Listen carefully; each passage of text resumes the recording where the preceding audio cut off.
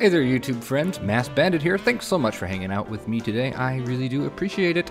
We are back in Surfside Pleasure Pier for big old episode number 10. Double digits. That's kind of cool.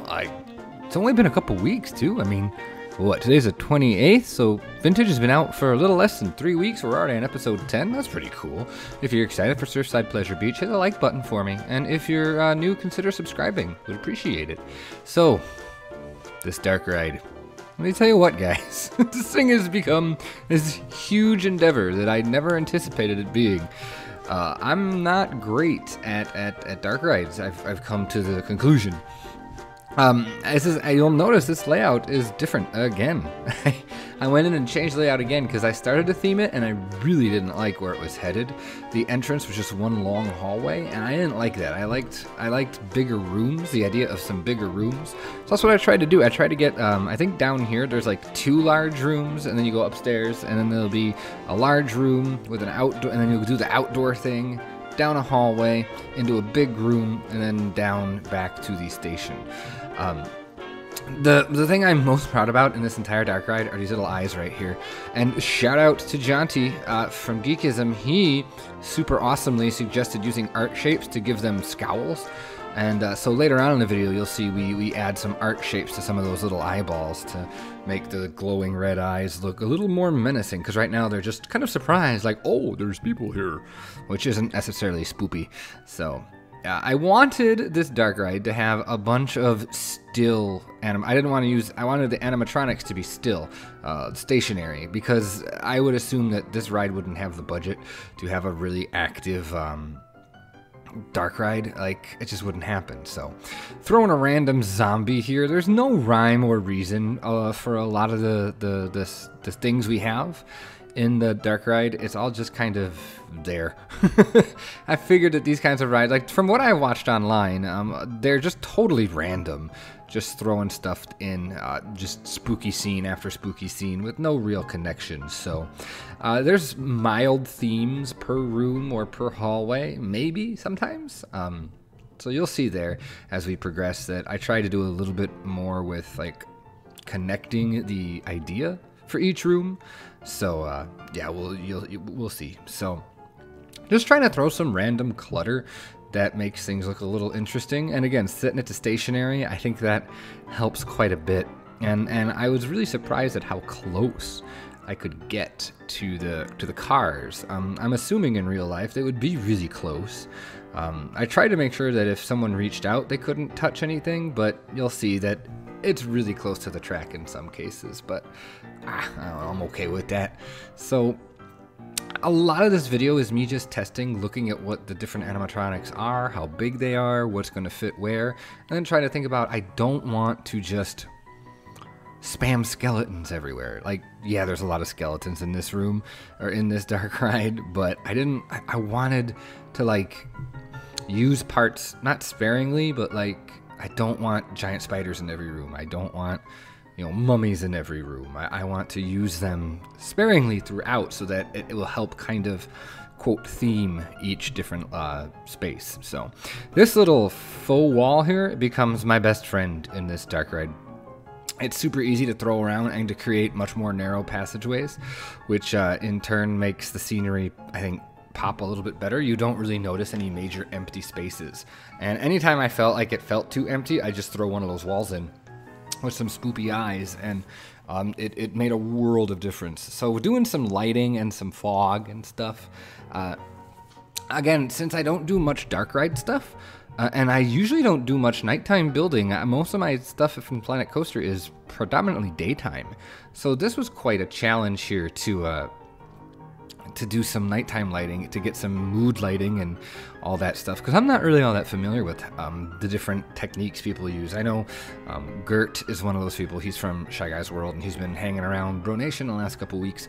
He's big into lighting. I think he actually does it as a real job, but he knows a lot about lighting, so he's got some awesome tips that we've posted at Bro Nation in our resource thread. I need to go and review how to use the lighting to the best of its abilities so I can really get some nice vibes cooking in this. You'll notice me a few times in the video turn down the settings or change the settings like I did there. What I did is I actually went ahead and turned down the gamma all the way to really make it dark and a little more contrasty. Here I am. I'm trying to do some settings. I'm trying to figure out how this time machine works. Like, I've got it, but it keeps wanting to flash back to daytime. I think it's because those 3 cars are tripping it all at once. So I don't know if there's a way to avoid that, so that we don't get blink, blink, blink, and then it comes right back on. I want it to stay nighttime for the entire ride. Do I have to put another one at the end of the ride to switch it back to daytime? Like, I need to do some trial and error to see how this thing works. I've never used it before. I was going to use these radioactive slime, I think it's radioactive slime, as like dripping blood. I thought that would be really spoopy. But then I realized that's probably too high-tech for this ride. So there's these splats. I don't know what they're supposed to be, but when you color them deep red, it looks like blood, which works for me. We throw one of the adventure, I think it's is that adventure saw? I think it's a saw from the adventure pack. Throw that up there, and we actually turn it off. But I wanted it to be like, you know, you're getting sawed up, and that's the blood spattering, which is really gross to actually talk about here in the commentary, but hey, whatevs. And a lot of the dark rides that I was watching actually had skeletons just kind of hanging from the ceiling sometimes. Like, it just felt kind of just thrown together. So that's kind of how we went here. And we got some bats that are going to be hanging from the ceiling, some, you know, rubber bats, or maybe they are, with little glowing eyes, you know, little red LEDs, or probably not even LEDs. That'd be probably too high tech. Little red Christmas lights in them or something. So that's kind of how we're doing. And I have to keep switching back day and night, day and night, day and night. I needed to take a break from the interior and work on the exterior lighting. Now, in the comments, some people said they didn't. A couple people mentioned that they weren't all that hot on the orange. I really dig the orange because it's kind of so out of left field. And that's kind of what I wanted. I wanted it to be kind of I wanted it to look tacky and kind of over the top. And I'm glad that it kind of made some of you do like a ooh. That's kind of what I was going for, actually. So I'm going to keep the orange. I do like it. I'm working on lighting here, trying to get some different colors and vibes and blues and purples mixed in with the orange. And I think it does help it look a little more spooky at night. I think it's pretty okay. I'll probably go back and do some more lighting. The station still needs, obviously, some lighting for loading and unloading and all that stuff. So actually, in this video, I don't finish the Darkride, so we're gonna have to have a 3rd episode with Darkride. Pardon me. I have most, if not all, of the first floor done, and then I have one of the rooms almost done on the top floor. So we're more than halfway, luckily. And I decided to throw some lighting under the coaster and throw some lighting with the flume, just to kind of see what I could do with it, throw ideas out there. I wanted just huge floodlighting. I didn't want to like make it look too good. I wanted you to think like they just took giant floodlights and just threw them on there to illuminate the ride. So hopefully that came across there. I might swap, so what I did is I swapped out all the windows on that side for light up windows. I'll go back and do the same to the left side of the facade so that all the windows light up. I like that look much better than the blank windows. So this is the next big room. After we got that intro room, this room kind of has a more animal theme, I suppose. We're going to use a lot of snakes and a lot of bugs and larvae and just gross things. And I think I throw a female zombie into.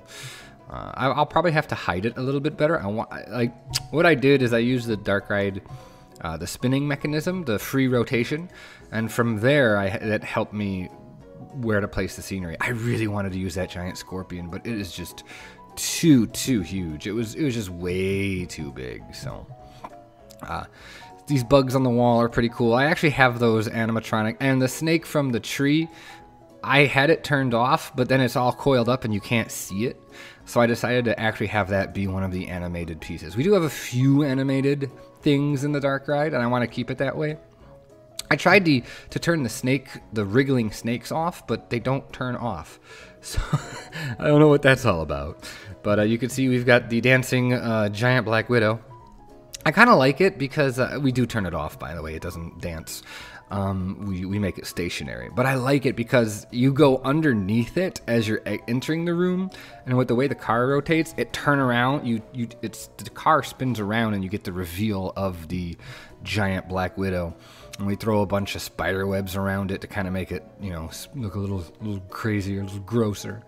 So one of the challenges I'm having with this is making sure that my stuff doesn't stick out too far, because I want this to look like a truly compact Darkride, and so I can't have spider webs sticking out, you know, 3 feet from the building. I have to be really careful about that. And one of the things that I really had to be careful later on in the video was some of my pieces went a little too high. So when I put the ceiling slash flooring on for the second floor, some of the pieces were sticking out. Some of the beams and walls were sticking out. So I needed to go back and lower all that.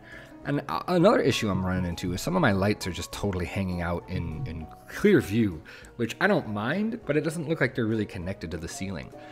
So I have to go in. I'll probably add some art shapes or something just to kind of make it look a little bit more real, maybe. And then maybe I can try and do like some venting stuff to make it look a little bit more real.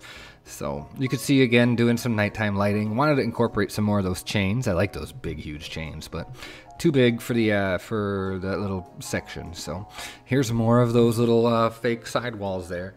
They obscure your view just enough. Gosh, this was my probably favorite idea that I came up with in this entire episode. It made it so much easier to build to make it feel compact. The issue though, there is a major issue here with this ride. It's too big. It's really too big. I have too much room to play with, and it's something that I wouldn't have really understood. It's something I wouldn't really have noticed until I got in here and did it. So I'm kind of at the point now, this is a learning adventure for me more than it is a perfection of the Darkride. And I don't want to spend more than another episode on this. I want to continue developing the pier.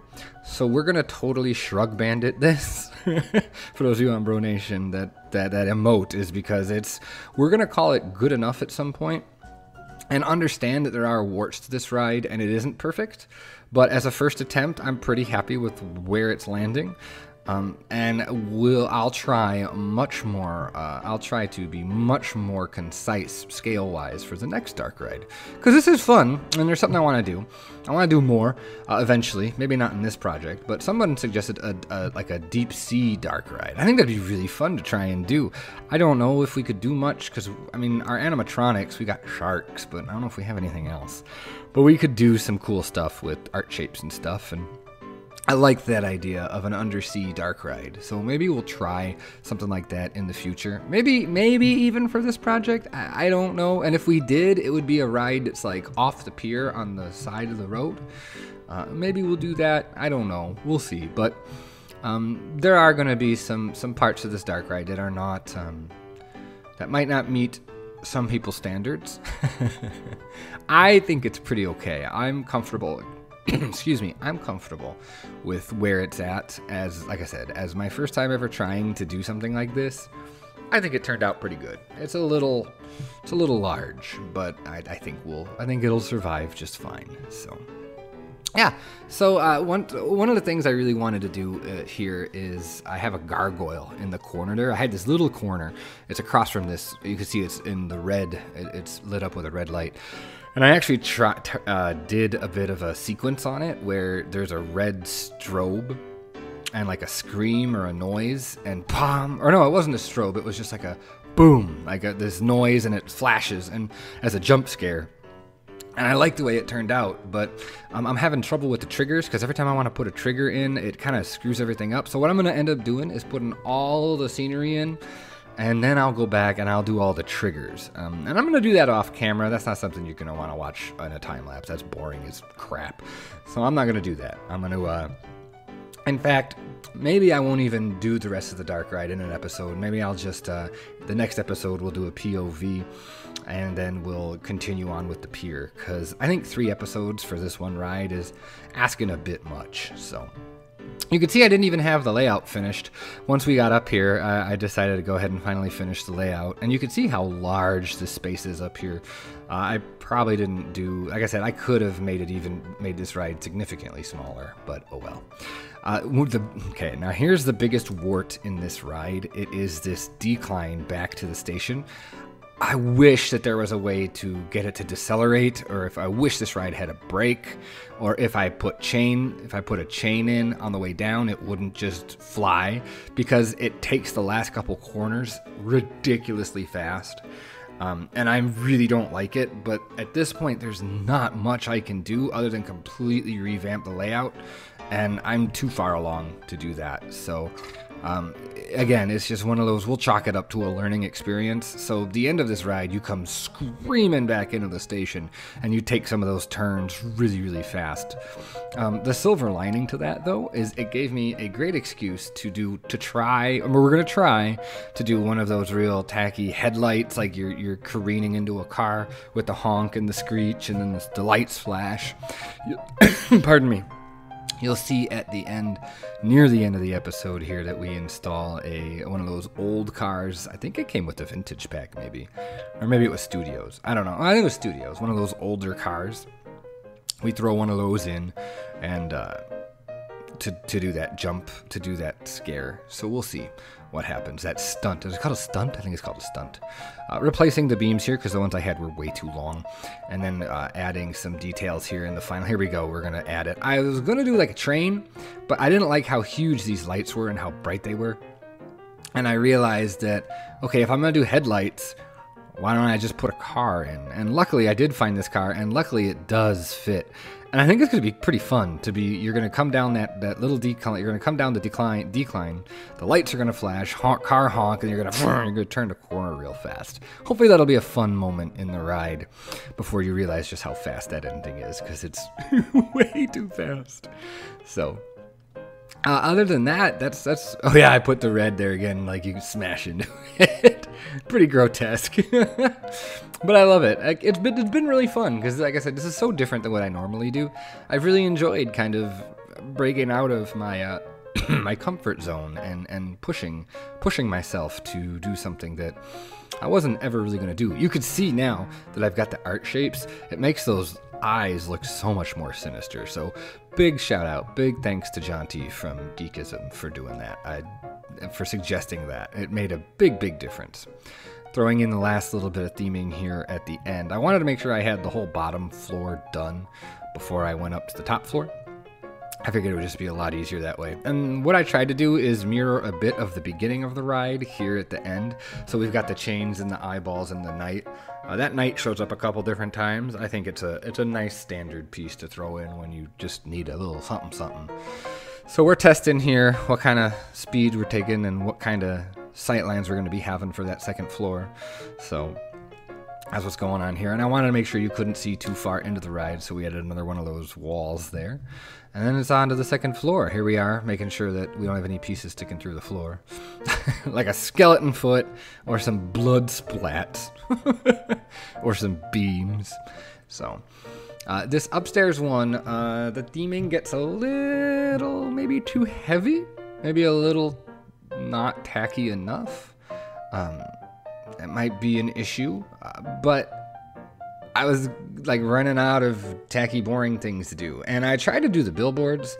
I was going to do some neon lights and black light billboards, and I didn't really like the way they turned out. Aspect ratio, finding the right aspect ratio, finding billboards that would look good in the in-game ones. It became more of a headache than it was necessarily worth, I think. So, So that meant having to do all real props, real effects. I couldn't just rely on billboards. And like I said, this upstairs area is significantly larger, and so billboards wouldn't have made much sense here. But I end up really liking this little balcony hallway here, the spider tunnel, as we're doing. I think in the daytime it looks kind of lame, but at night, oh, it looks super, super awesome. So, and we just spam all the spiders. Quiet cat, I hear you. Cat's meowing at me, quiet cat. So the last thing I want to talk to you about as we're building here is there's going to be a custom soundtrack for this Darkride. Written by a member of Bro Nation. He approached me, asked if I wanted it, and I was like, yeah, sure, go for it, why not? And so this his name is Sleepstone. And Sleepstone sent me last night 2 audio files, one for the Q and one for the Darkride. And I was really impressed with both. I love both. One is like a piano version. The Q is the piano version of the soundtrack, and then the On-Ride is a more orchestral. Now, I'm pretty sure it's MIDI or sampled sounds. It's not like real orchestral sounds, but I kind of like it because it kind of adds to the cheesiness to it all. But it's composed very well. I think it's a very strong composition. So a huge, huge shout out and a huge thank you to Sleepstone for writing music for the Darkride. That's such a nice thing, and I'm so grateful, so appreciative of that. I really am. I really appreciate it. So you'll actually be hearing it in the end of the episode here. You'll be getting some of that, some of the soundtrack for the ride. So we're gonna throw some of these spoopy curtains in, and I leave them animated because I figured you could just have some fans. Like, you could just have fans blowing them. That's not a huge technological breakthrough. Rocking chair, same thing, not a huge technological breakthrough. Now, we do have some fancy fire in our fancy fire pit in our fancy fireplace, and that might be a little too much for this caliber of ride, but I'm gonna stick with it. And we've got the creepy witch, who's not animated. I did turn her off, but there you go. We've got this teal fire, kind of to match the vibe of the cauldron. I like that. And then the pumpkin on top. I do start using the pumpkins a bit. And I like these candles too. I like the vibe of this room, even though this feels way too upscale for what I was trying to do.